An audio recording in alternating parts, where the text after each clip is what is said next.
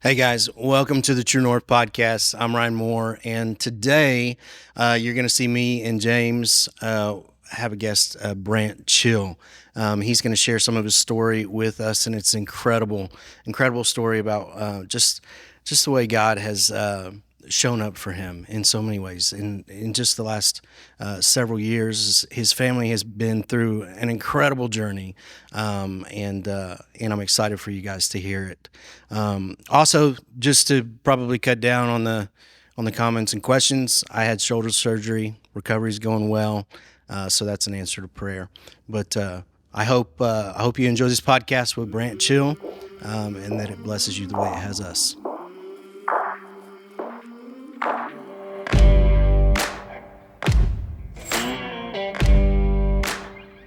All right. Brant Chill is in with us Yep. today, making us all insecure about our facial hair. Thank you. Yeah, that mustache. Dude, I Yeah. think you officially have the best mustache in all of True North. Yeah, probably. Yeah. You're like, take I'm not that. even going to deny It's a it. source of pride. I'm not even going to deny it, man. That's awesome. Well, Brant, we've gotten to kind of grow a pretty cool friendship over the past Yeah. couple years.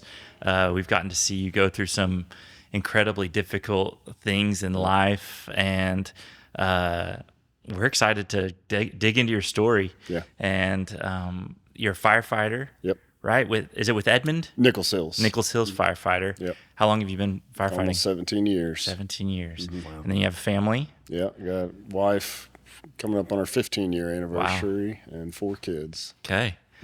Very cool. So let's dive in. Let's hear about how did you get introduced to True North, and how did that all start?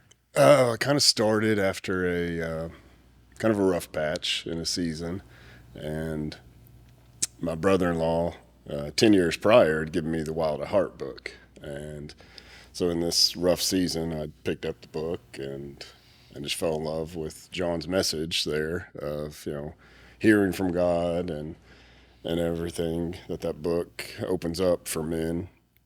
And after that, I realized I needed more community, spiritual community in my life. And so my wife and I started our own life group at home through the church. And from that, we took all the men, had 6 families. And so all the men, we started our own men's group from that too. Okay. And then around that time when we did that, True North, through the Life Church, had done a men's wildlife night and was promoting the camps and everything. And so we were like, yeah, let's go do that.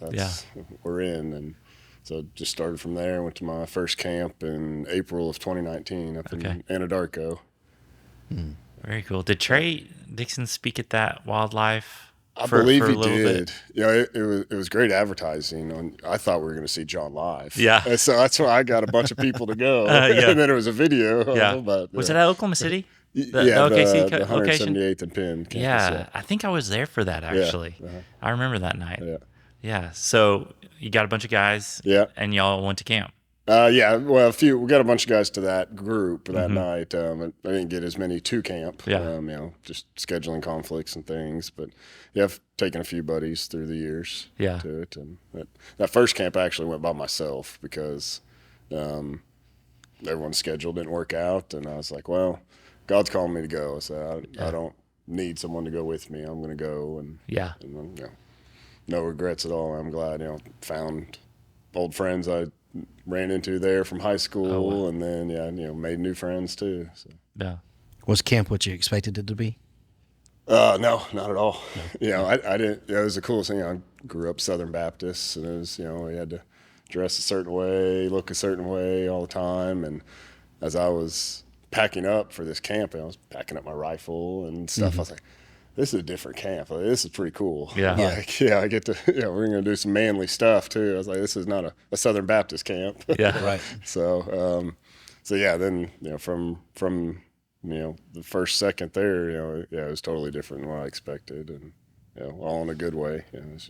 It was pretty awesome. Yeah. What were your life circumstances at the time of that camp? What all was going on at home? At the time, we had 2 daughters at the time, and we were pregnant, had a 3rd child on the way. Didn't know what the sex was, and so things are pretty good. We'd had, it was a good marriage, but we had our rough patches prior. Had some pornography problems before that caused a problem in the marriage, and had eliminated that through help of counseling and through local pastors and everything. So we were in a good spot at that point, and it was I don't know if we want to get into the story of how we got pregnant with our third. I had been kind of pushing her for several years after our second one to have a third, and my wife was not so certain because we had some rough patches, and then when it was good, life was busy, and she was having her career, and it was kind of partial back and forth, part time with my work and her work, and things were pretty good. So it was kind of like, oh, let's not rock the boat with stress and things. And she had some things in the future that she wanted to do first. It was like, wanted to take this trip or a friend's wedding that she was a bridesmaid in, didn't want to be, big and pregnant. Yeah. So there's some things like that. So after every one of those things, I was like, all right, let's go. I'm ready. And it was, we had to keep putting it off and putting it off. And so one of the last stipulations was she wanted to go to New York City. And so I was like, all right, booked it. We're going, and we're calling it, a little baby moon vacation type of thing. And she was kind of ready to go have a kid about that point. She even said during that trip, this would be good timing for, how the woman's cycle goes for making a baby. So, as soon as we landed, I was ready to go. Yeah. She wanted to go see some stuff, wine and dine a little bit. But no, she's probably going to kill me for some of this if she hears it. But then,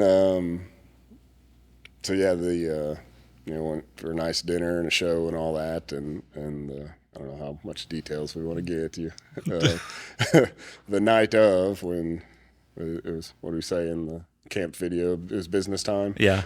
Yeah. And she got cold feet again. Said, no, let's wait. So our normal protection was pulling out. Yeah. And I decided not to. And so she knew immediately we got pregnant. And I was like, oh, we'll see.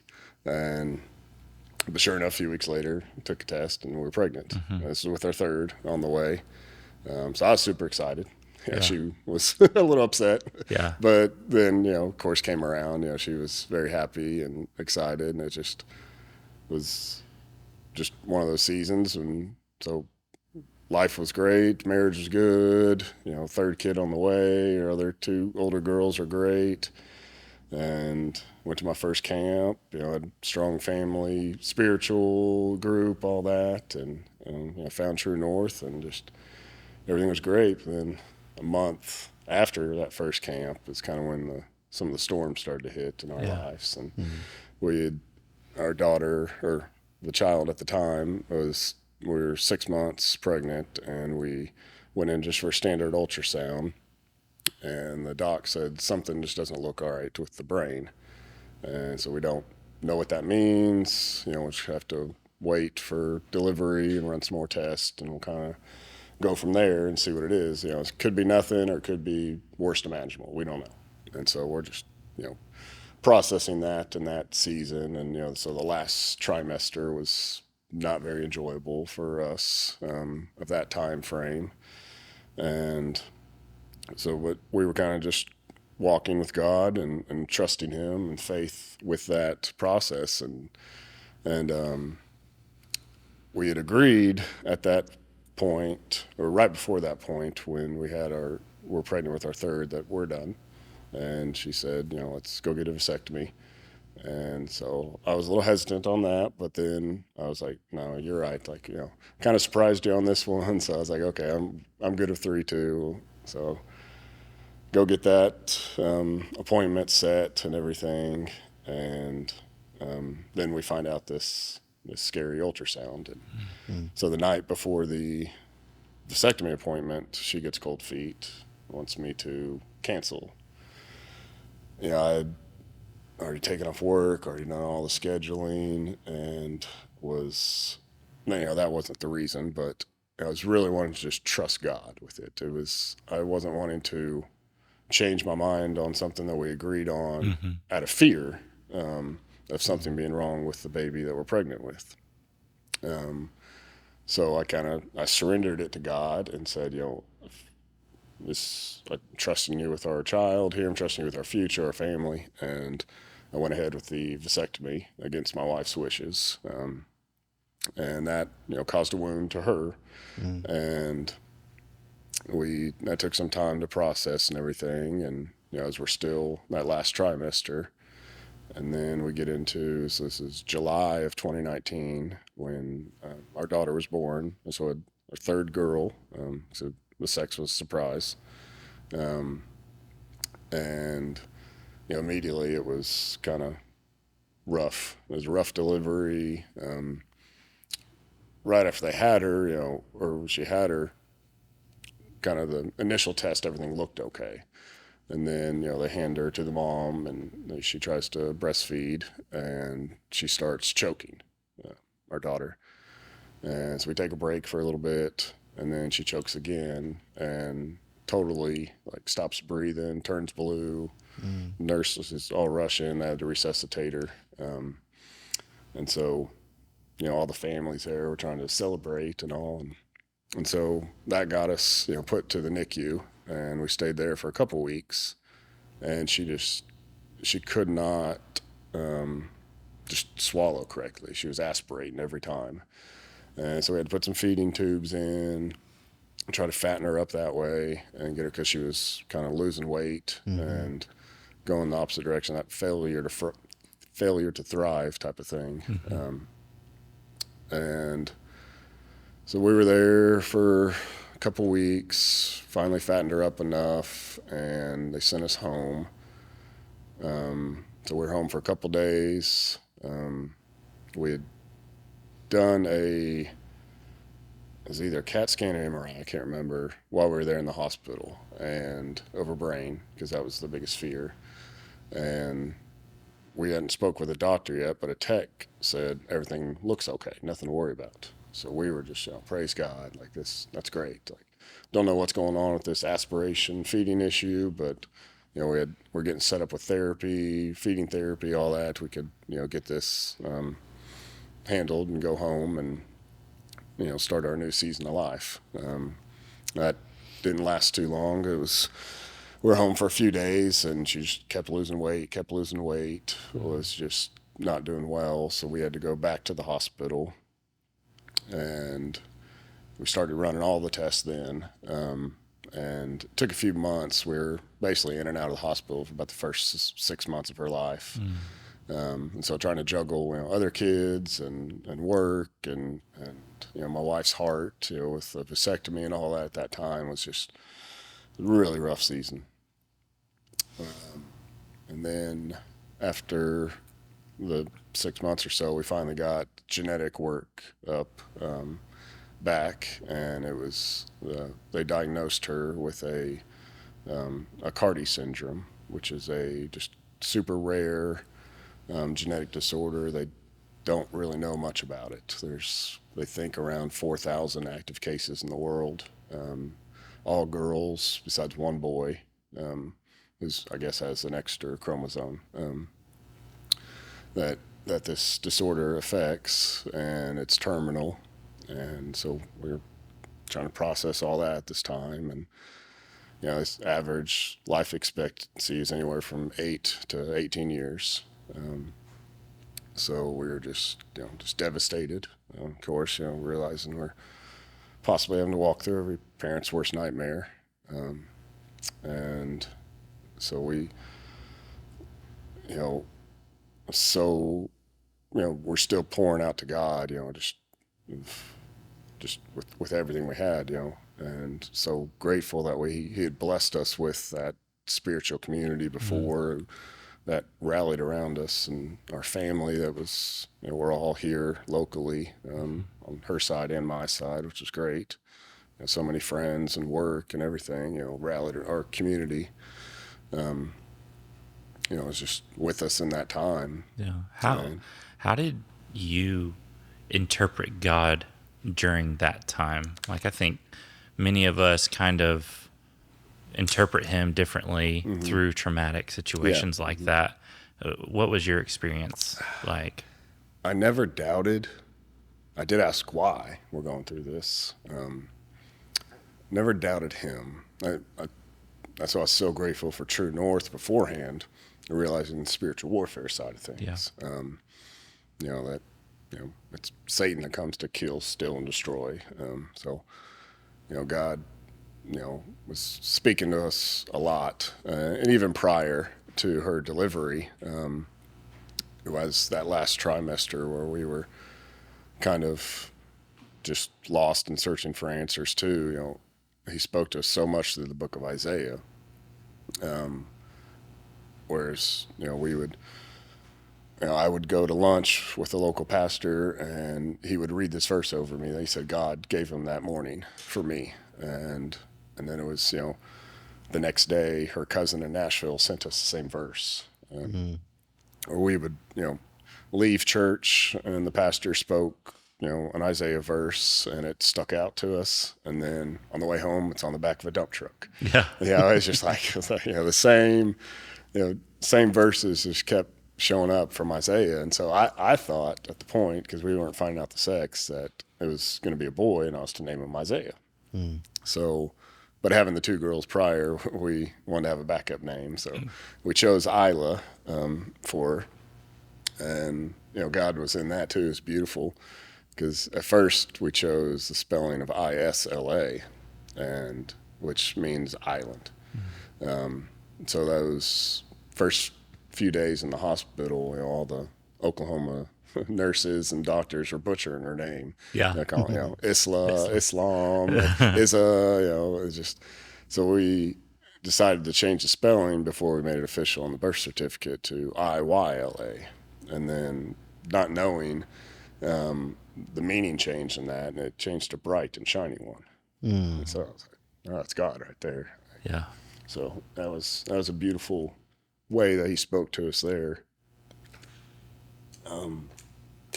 But yeah, so we're just, in and out of the hospital in that season and trying to just survive, really. Yeah. And we finally get to a calm point. We get released to the hospital where we get like all the equipment at home to manage, oxygen, suction, all the, she had to have an operation. She's 100% tube fed, can't do anything by mouth because she aspirates. And so we get home and we're starting to get settled, trying to get some rest. And then COVID hits the world. And so it really wasn't that bad because we were already in that Isolated. season. Yeah, we were staying away to keep her healthy from everything. But it was like the COVID shutdown was like 6 months longer for us because we'd started it a little bit earlier than the rest of the world. But so, we just, the only place we went was church or our life group. But then it was just the weight and the stress and everything that was just weighing on, my wife and I and our marriage so much through that season. And she was, at this time, like wanting me to reverse the vasectomy. And I was like, are you crazy? Like, we're barely treading water here. And I was just, I knew where her heart was coming from the pain of everything that she'd missed out on and of the last trimester and, breastfeeding and caring for her and, being able to hold the child or, feed them normally. And so it was, just a lot to process. And I was just in no. I was like, there's no way. Like, we can't do that. Our other girls, this is, their life has been turned upside down. Everybody's, her, awesome mother-in-law was staying with us almost all the time to help out with the other kiddos too. and my parents and siblings too were helping out as much as they could, and I was like, I said, we can't do this to everybody. Like, this is so much. And she's a very persistent woman, and she, we were, that was, that became our biggest problem. It wasn't our daughter with the terminal illness that we're caring for and trying to give the best life possible for her and our older kids. Kind of became that elephant in the room, and every conversation turned to it. Every time we went out and did anything, saw a new mom or pregnant lady or anything, it would just wreck her, and it just became a constant everyday argument. And so I was like, all right, we've got to do something, and we started doing some reading and things, and we came across a stat that parents with terminally ill children or special needs children have a 83% divorce rate. And so I was like, the normal marriage is what, 50-50. So I was like, I could feel Satan, just attacking everywhere. And I was like, we've got to fight back. So we're going to draw that line in the sand. I said, we can't just sit here and this is going to tear us apart. Yeah. So I was like, we need counseling. So let's start there. Everyone's praying for us. The church we're still involved. We're still doing our group. They, would come to our house and rally around us every week. I was like, we need counseling. And so we tried to search for somebody who, in this unique situation could give us some counsel. And there's nothing really out there for that. There's grief counseling, and there's all good marriage counseling and things, but nothing was particular to this situation. So we found a great counseling group, and this counselor we got, bless her soul, she was amazing. She was right out of school, and she was just a couples counselor and family counselor, and she was great. But I was like, it was a big plate that we dropped on her lap of all this stuff, and both me and my wife were just not willing to budge on what we wanted, and so we went back and forth for almost a year with her in counseling, and it didn't end well because it was a great start and a great foundation. She really helped us with some marital things we probably had before that should have been addressed, and then was helping us in the process. And she was a Christian lady. We talked about it, but it wasn't Christian counseling. Yeah. It wasn't God led. And so we weren't really getting anywhere. And my wife got tired of going. And the last session we had with this counselor, she just said, she's like, I'm done. If he's not willing to reverse vasectomy, I'm ready to get a divorce. Wow. And so it was divorce was on the table. It was just nonstop fighting every day and trying to survive. Did you know it was heading that direction? Like this, she was that serious about it? I didn't think she was ever that serious or willing to do it, but it was that bad. Like there wasn't a day that I would say it was ruined by that topic. Wow. It was like, so there's very little time of rest, no peace, no joy. It was just fighting and surviving. Because, our daughters would have, episodes, there's times, she'd get choked up, we'd, in the middle of a fight, and we got to pause to, suction her airway and stuff. And it was just, we're not sleeping well at night because, she wakes up several times, and so it was just constant stress and pressure. And I was like, nothing I could do was right, and so my wife was just done with this counselor. She was done with me pretty much. And so I was like, fine. I was like, well, I'm going to go to True North Council. I'm going to Trey. I was like, I said, you can come with me if you want. But it got to the point where it's like, I had to work on myself. Like I was going down such a pit myself trying to keep everything together as the man of the house, and trying to take care of my wife's heart and my daughters and everything, and so I was just like, I've got to get something for me, and so I went to Trey, and she went to a different counselor, and after the first session with her new counselor, that counselor recommended a separation for us.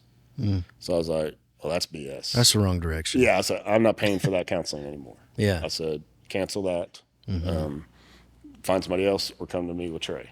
And she waited a few months and then finally agreed to come to Trey. And we had a few sessions together, and then mainly did our separate counseling, which was great, and worked on ourselves, and so we'd be a better version of ourselves. We can be a better spouse, and a better father, and everything. And so I was going to more camps this time. Anytime, it was very hard to get away, because it would just I'm already gone about 10 days a month with the fire department. And then, so I was like, can I get away again for this weekend? It was with all the, the compromise of our daughter, and, I was terrified something would happen while I was gone. And, but, we just have to, just trust God, prayed before, and, he would say, yeah, it's good. I got her. You can go. And so those other camps and everything was so amazing. I went to more base camps, more since the summit throughout the years, and was truly developing that conversational intimacy with God, and that just helped us so much, or helped me through this process. And my wife saw the change in me, of course, like we've heard from many stories with other men. And so she went to the change camps, and that was awesome. And then we went to the marriage retreat together. We're continuing to see Trey. We were probably with him for about a year and a half or so. Yeah, I was going to ask, how old was Isla at that point? So she was born July of 2019, Okay. and we went through so we did that one counselor for about a year, so all through COVID season. And we started with Trey, I think in 22 Okay. at some point. So I was, a couple of years old then. So she was, the older she got, the more stable she got. Right. Was doing well. She'd have some episodes, like every minor cold would really knock her down. Like it would, cold that knocks us down for a couple days, knock her down for a couple weeks. But we were able to avoid most hospital stays, and we were able to kind of just figure out at home how we could do this. So yeah, she was a couple of years old. We went to Trey, and it was that elephant in the room, another baby, the vasectomy, the pain of kind of forcing the third child on her without her permission. And so we're processing all that, and again, everything else previous from our marriage that needed processing, and it was great. She went through her childhood, and wounds and stuff, before I even came around, and so that was very great and healing for her, through the counseling and through the camps for the women. Are you able to pinpoint a time for yourself where you maybe had an aha or breakthrough moment with God when you talk about the work that needed to be done on yourself in that season? Or was it more of just like a ongoing combination of things? I would probably say it was the Ascent camp I went to, where we did that listening prayer session, and because I was carrying guilt of I did cause this, my daughter to be like this, because. Oh yeah, let's talk about that real quick, because we've talked about the vasectomy, or you pushing it through, making it happen, but we haven't pointed out the agreements that you were making. I made tons of agreements. I was blaming myself. Because Isla's condition was on you. It was because of my actions. I wasn't me and my wife weren't on the same page. We didn't pray about it beforehand. It was, I was like, this was something from my, earlier life, or something, another sin or something. And so, yeah, I was carrying a lot of guilt and processing that. And then, hurting my wife's heart in that process too, with carrying that guilt and blame. And so, yeah, I carried it all up into that ascent camp. And then that really helped, those other men listening and praying on my behalf. And, I was really able to let a lot of that go. And it was that, God was working on me beforehand. That same thing, like where Isaiah verses were popping out everywhere. Here it was John 10:10 was popping out everywhere.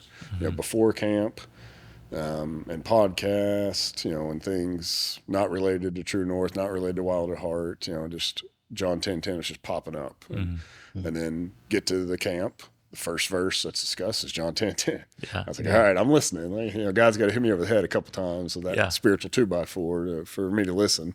I was like, all right. I was like, I'm seeing the warfare. I'm seeing what's going on here.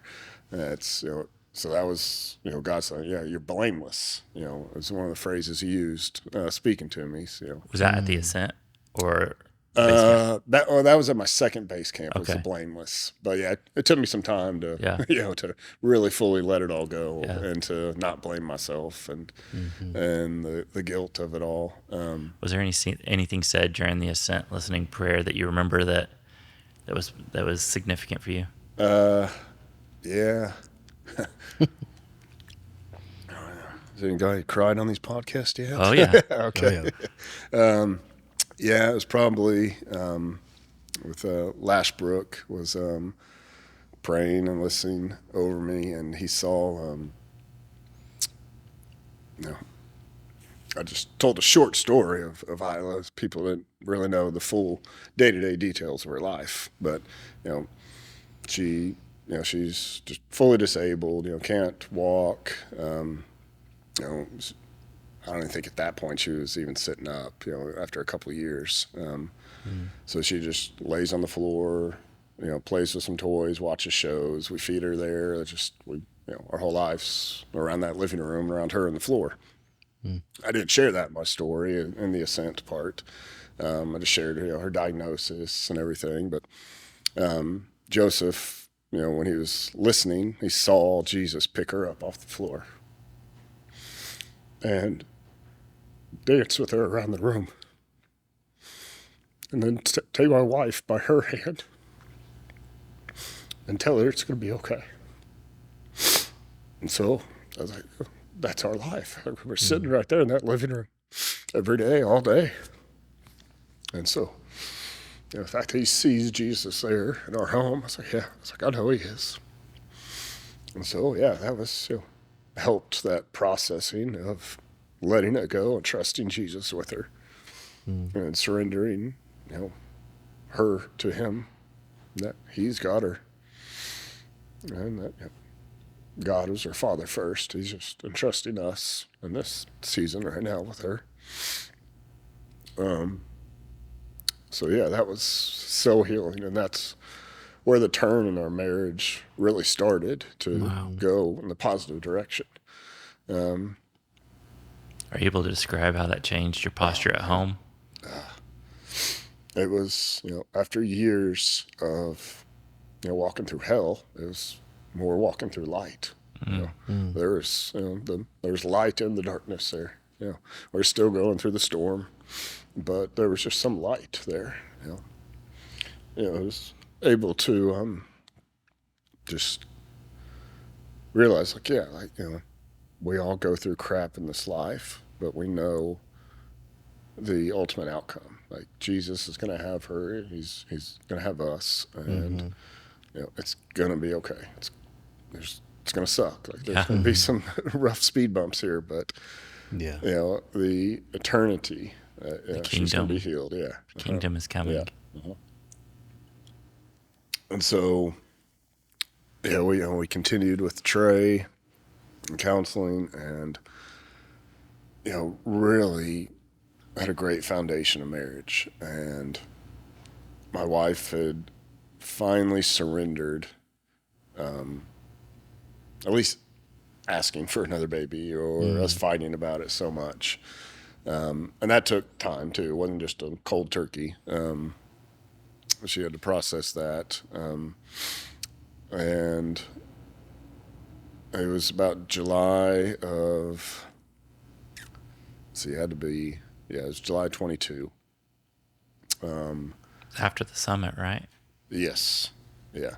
It was right after that summit. And that was, I don't know what happened besides, God happened, because Yeah. I was, no chance, not going to happen. This is, and one, even, the guy the doctor that did the operation, told me, he's like, I've been doing this 30 years. I'm really good at my job.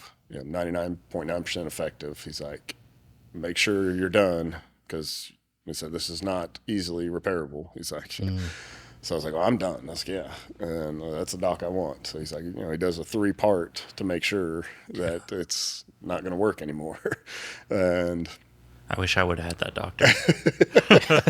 there's a story there. I had to have 2 of them. Oh my gosh. That's not good.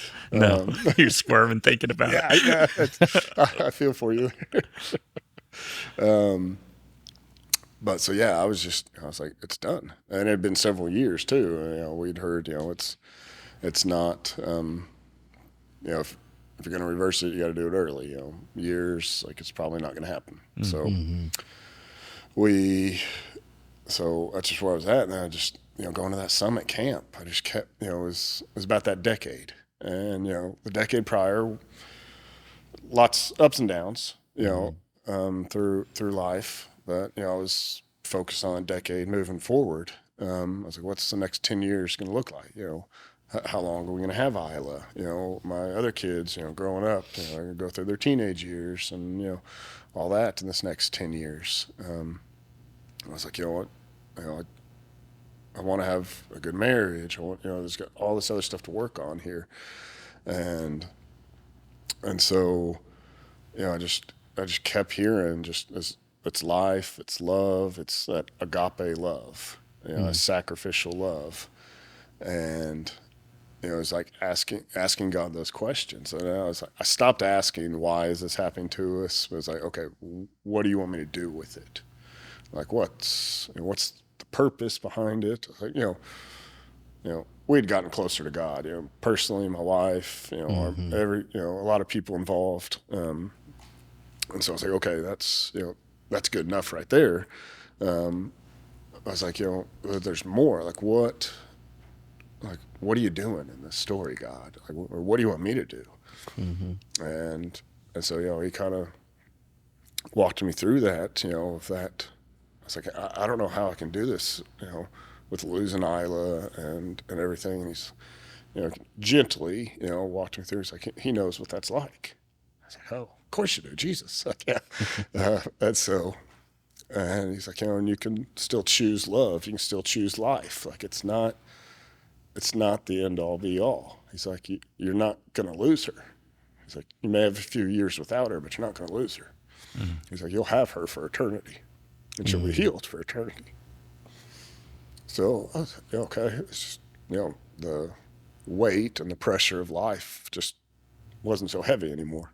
Yeah. We were, our marriage got so strong. So we had joy and peace in our home again. There's laughter. And, it didn't make sense. We're still walking through hell, with things. But God's peace was there. Yeah. It was amazing.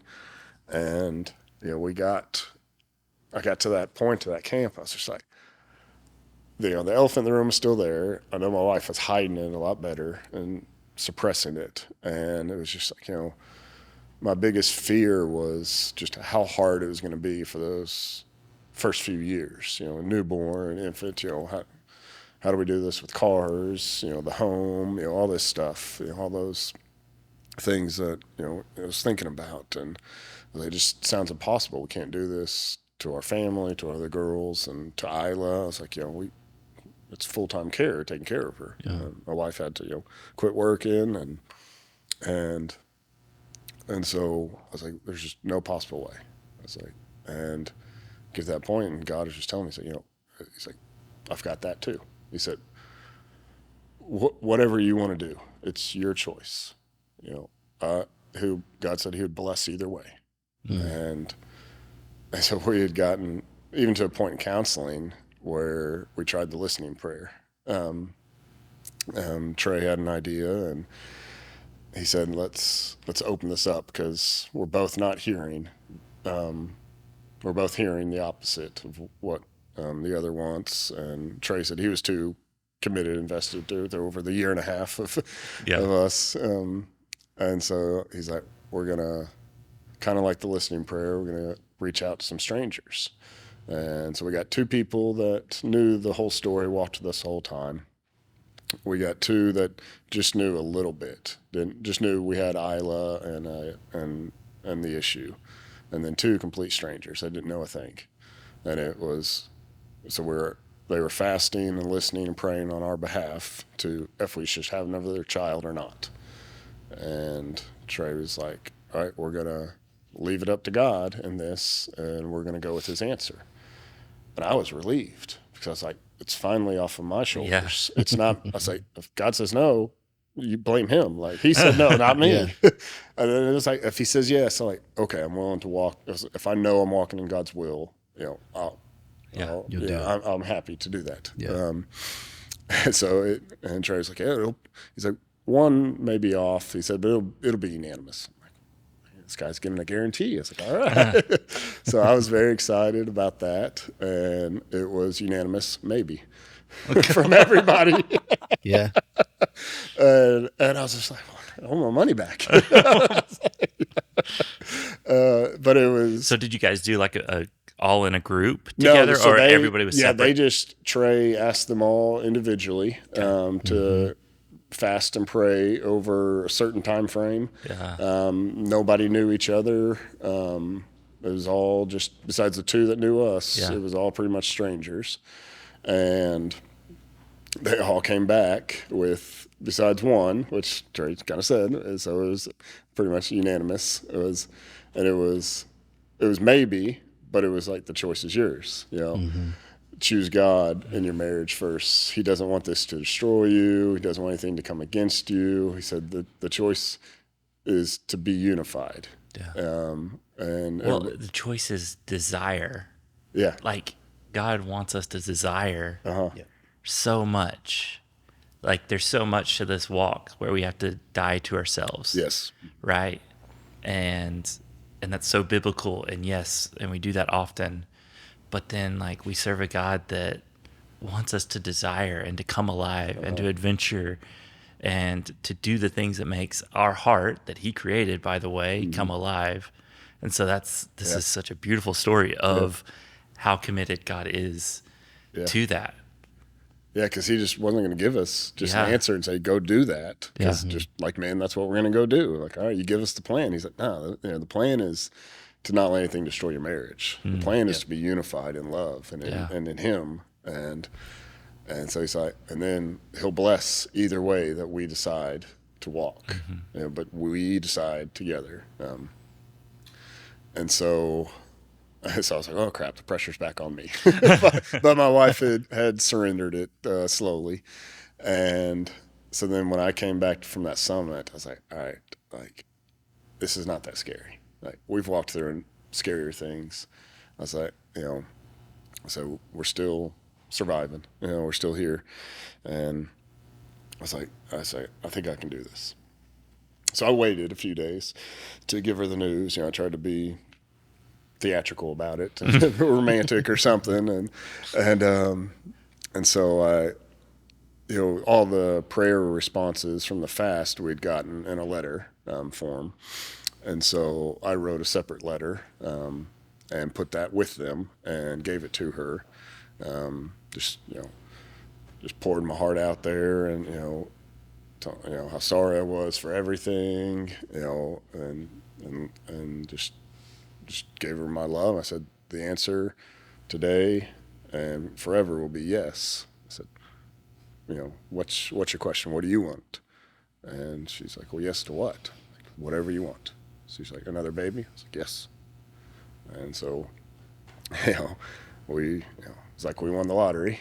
She was super excited. Still don't know how we were going to do it. Yeah. That was part of my, main thing. I was like, how are we going to afford this? How are we going to do that? Blah, blah, blah. And so how amazing how God works.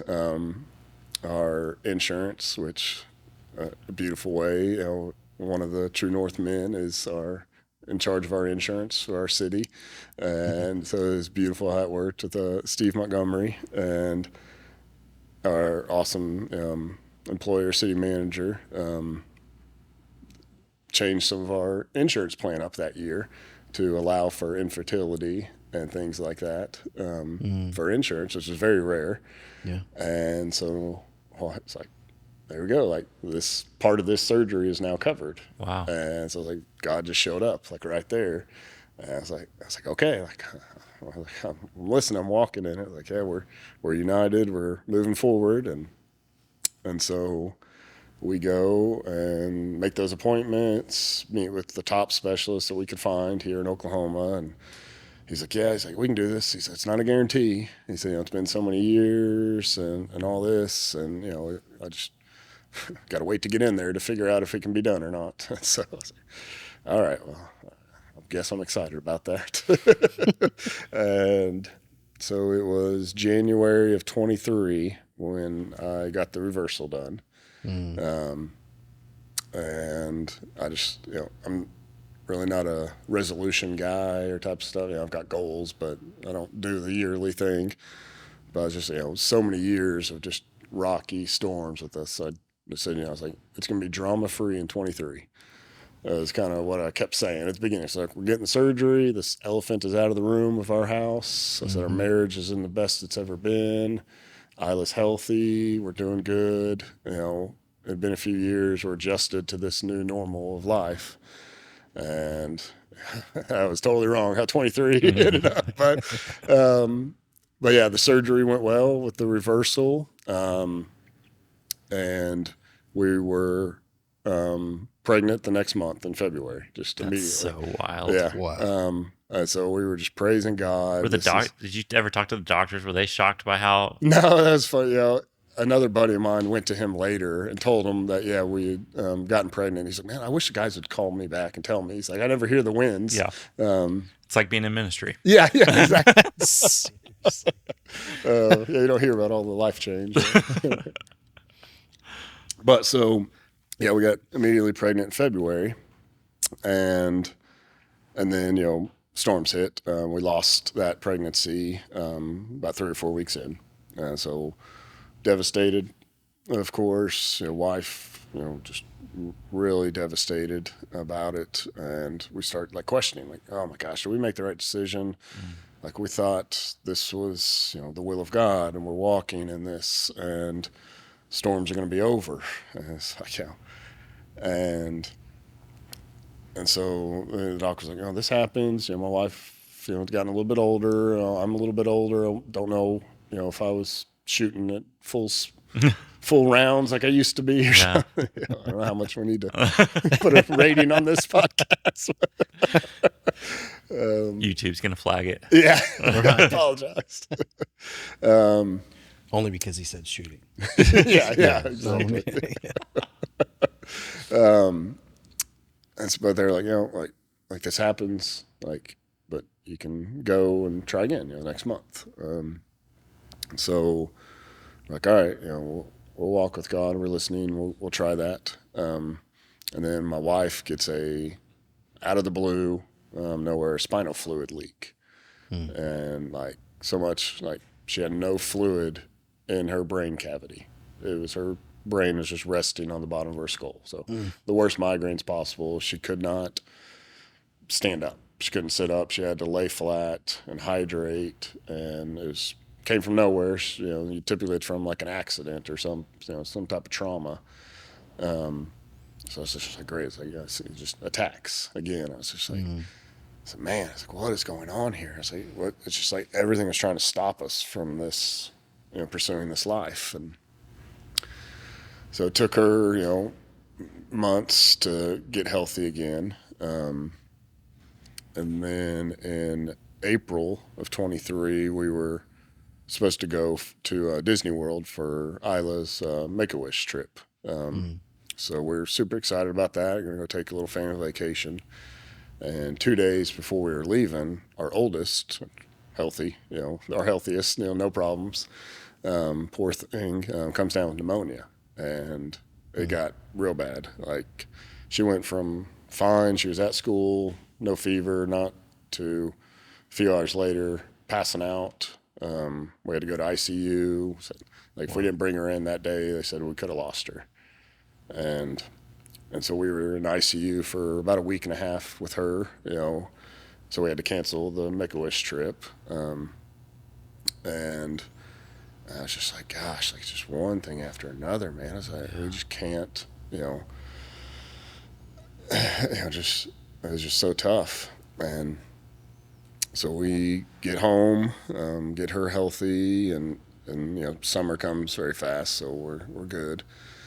She bounces back very fast, well, praise God for that. Like, no lasting effects. Her lungs are great.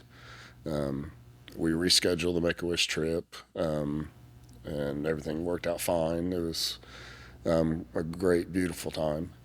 Such a blessing that how that program works with donors and everything, how that works is amazing. Yeah.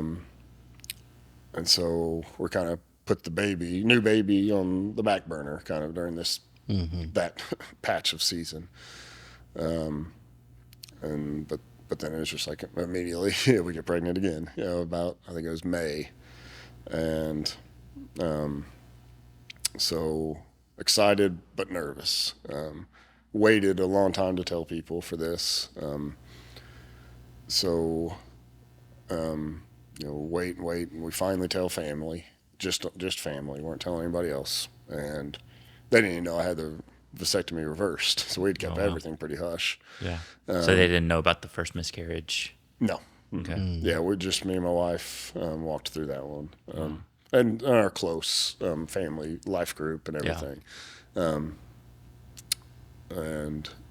So we're pregnant for a second time, and excited but nervous, kind of just like waiting for the next thing to drop a little bit, but still trusting God and just walking like, okay, like we can handle anything that comes our way. We've done it before, and we're just still trusting God and walking in it. And so we get to that summer. We were gonna tell people on 4th of July and do a gender reveal. Went and bought the firework, and told the lady, don't let me know what it is, pink or blue. And so this whole time, my wife was, what the visions and everything she was getting from God was, we're going to have a son. I was like, I don't think that's possible. Like, I've made 3 girls. Like, like, okay, God, like, this one's on you. Yeah. And so we had, of course, being older and having the genetic issues with Isla, we did all the testing. And so we had the gender and all the test results. We just looked at the test results. Everything looked good.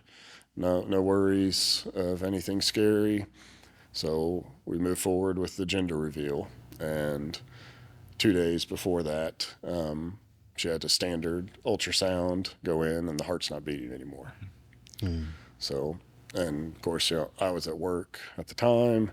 She's there alone with Isla. And this ultrasound, and it was wrecked, and the baby was big enough at this point that it just wasn't going to pass naturally. So we had to set up the procedure for them to go and retrieve the fetus, and we found out it was a boy. And so we're just lost again, just hurting and devastated and trying to process everything, and our faith was never rocked of believing in God and trusting God, but we were like, did we make the right decision? Like, why is this so hard? Why is life so hard? Why does all this stuff keep happening to us? And so we take kind of the rest of the summer and just enjoy just our 3 girls. And, we'll go down to the lake a few times, just have some quiet, just good family time, and kind of just rest and recover. And I was pretty much ready to give up trying again. And my wife was thinking about it too, because she was like, I can't do this again. I can't lose another pregnancy. And we're still caring for Isla and all this, processing the pain and everything. And so I was like, oh, let's just wait and see. I was like, we'll just walk with God in it and we'll trust Him. And some of the listening prayer that we had done, one of the responses from one of the ladies was the number 6 kept popping up, and in verses that she was seeing, and just some numbers and things, and so she didn't know what that meant. Didn't get a clear answer from God on that. So she says, "Is that a family of 6? Is that what is that?" So she had no more information on that. So I was pouring out to God, through this. I was going through these letters. I was going through all the camp notes, all the counseling stuff, just anything. I was like, trying to figure out what's going on. And he reminded me of those letters and with the 6. And he said, it's not a family of 6. He said, it's your 6th kid. So we'd already had the 3 girls and lost the 2 pregnancies. So the 6th is the one. So he's like, try again. I said, I got you. I said, man. I was like, okay. I was like, I trust you. So tell my wife that. She's like, okay. So we'll do it. So we go and get pregnant again. So 3rd time being pregnant and last year. Can you talk about the moment at the frontier as well? Oh, yes. I'm sorry. I almost skipped over that. Yeah, you're good. So after, Yeah. because it was just days after you Yeah, found out yeah. you'd lost the baby, right? Yeah. So, I'm glad you mentioned that. So, the first frontier went to, you guys did, it was June, I believe, of 23. And you guys started with that Beautiful Outlaw. Which, Yeah. That was one of my favorite books. So I was super excited. I was like, all right, part 2. Yeah, it's going to be it. Yeah. But we lost that baby, the second baby, and in between that time. And it was just the week before, it was that Thursday before, we had the procedure to go retrieve the fetus.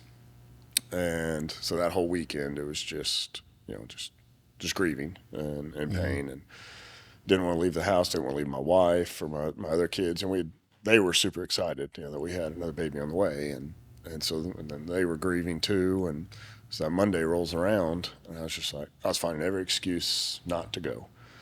And I want to sit in my pit of depression. I want to sit in the grief. I wanted to, drink my sorrows away or whatever. But through all these years and all this camps and the counseling, I've kind of learned that when things are pulling you away from God, that's when you've got to fight back. And there's something there for you if you push into God. So I was like, all right, I'll go to the frontier. I asked my wife; she was okay with it. She's like, "Yeah, you need to get out of the house." So I was like, "Well, it'll be light because they're going to do part 2 of this Beautiful Outlaw, my favorite book, and besides the Bible." And I was like, "Great." I was like, "It won't have to get hard for me, or it won't be anything I got to open up about." Well, then you jerks went and did an audible that night, and I show up, and I'm sitting in the row, kind of nobody around me. A couple guys come sit behind me, don't know who's behind me. And you guys, all right, we're going to try this listening prayer thing, kind of like the Ascent. You guys walked us through it, showed a video, and said, all right, break up into groups of 3 or 4, and go practice this with them. So 2 guys behind me tapped me on the shoulder, said, hey, you want to join us? I'd met one of them before, but didn't know them. They didn't know my story, anything. And so we start walking through, and we kind of prayed about who should go first. And they both said me. I was like, oh, great. I was, here we go. I was like, dang it, God. Like, we're going to get into some stuff. And so, they just, I didn't share my story. They just prayed, and listened on my behalf. And so it was James Hugo. He said that that God sees your recent pain. He sees your loss, and He's here with you. So yeah, the waterworks started then. And I was just like, gosh, like, I was like, nobody knew that no one knew we were pregnant. Just our family knew we just lost them. Like, I was like, this is God. Yeah. And then Robert ended up being Robert Davis. A funny long story there but didn't know me, didn't know my story. And he says, I see the sky, many stars. And he said, like Abraham's promise, many descendants. I was like, all right. I was like, that was it. Like, there's more out there. Like for me, like God is telling me it's okay. He's here with us, walking through this pain. He's grieving too, and He's given us that promise of the stars. And so that's that combined with the listening prayer, the number 6, where it said, the 6 is your 6th child. Yeah. I want you to try again. So we go and try again, get pregnant. Everything had gone smooth. Tons of fear, tons of worry. The whole entire time. Of course, my wife, processing all this, and she'd become a rock. Through all this, super strong faith, and so the pregnancy went well, no issues. We get to, we go through the holidays, and now we're into 24 now. Everything's going great. And it's funny, the original due date was the day before I turned 40, was when this pregnancy should be delivered. So that was just comedic timing of God, I believe, because a lot of us like, I'm just old now, like, I don't want to have a kid, in my 40s. And he's like, all right, I'll one day ahead. Yeah. I got you. But so we get to that point, and 2 weeks prior to the due date, so this is just a few weeks ago, in April, wife calls me and said, so I think we're going to have the baby today. I was like, well, I'm at work, of course. And I was like, what, is it your water break? She's like, no. She's like, I had a scan today, and they're concerned about some things, so they want to take the baby early. I was just like, crap. Like, what now? I was like, what's going on? Like, give me everything. So I was like, well, he's got a good heartbeat, but he's just not moving. And they had a stress test. It's been 2 hours. He hadn't moved. So could be nothing, or could be something. So they said, they want to take him early. Sorry, I kind of let it go there, him. And so, I'm like, all right, so rush home, grab the bags, rush back to the hospital, start that process. And everything, it slowed down the process because her body wasn't fully ready yet. I had a few more weeks left of the pregnancy, but everything went well once it got going. And then he came out. It was great, but he had tied a knot in his umbilical cord. It wasn't tight, luckily, but it was, they said, if he would have gone a few more weeks, getting bigger and stronger, it could have gotten tight and been bad. Possibly couldn't have survived. So we're like, well, praise God for that. The intuition of my wife to, notice something was wrong, and for the doctors and nurses to step in and how the process worked. So we've been sitting at home right now with a boy after having 3 girls, and doing pretty good. Tired, but What's his name? His name is Wyatt Oak. Wyatt Oak. So we named him after my grandfather, who wasn't given a name. He was just given initials of W.O. And so I guess it was common around that point. And so I wanted to name him after him, and he's got a great story. And I said, well, he's got to have a name, not just initials. So we both agreed on Wyatt. I thought the O was going to be the hardest part, but then kind of after going through some of this, the oak tree and what it means strong. And, I'd taken some oak trees from some of these camps we had gone to and brought them back home and planted them in my yard. So I was like, yeah, that's fitting. Like, yeah. That's cool. That's a really cool name. Yeah. Yeah. We like it. And so he's healthy now. Yeah, he's healthy, getting fat. He's no issues at all, doing great.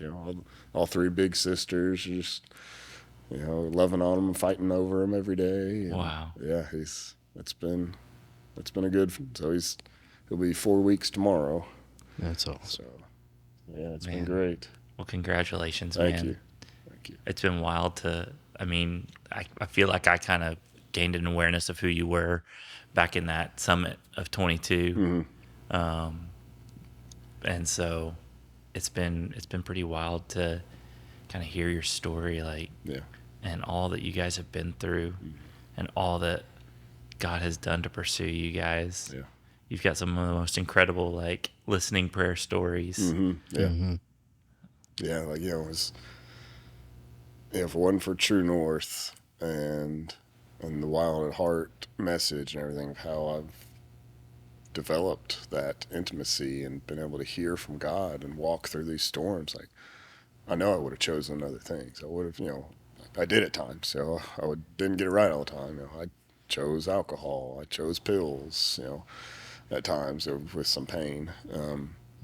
But, if it wasn't for this ministry and God pursuing me, I probably wouldn't be here today, probably wouldn't be married today, wouldn't have a boy today, And so, yeah, it's been that constant pursuit of me pursuing God and God pursuing me that's kept us just surviving and be able, still looking forward to the next day. Like, there's still light. And, it's like that picture right there, Martin Luther King, we don't know what the future holds, but we know who holds the future.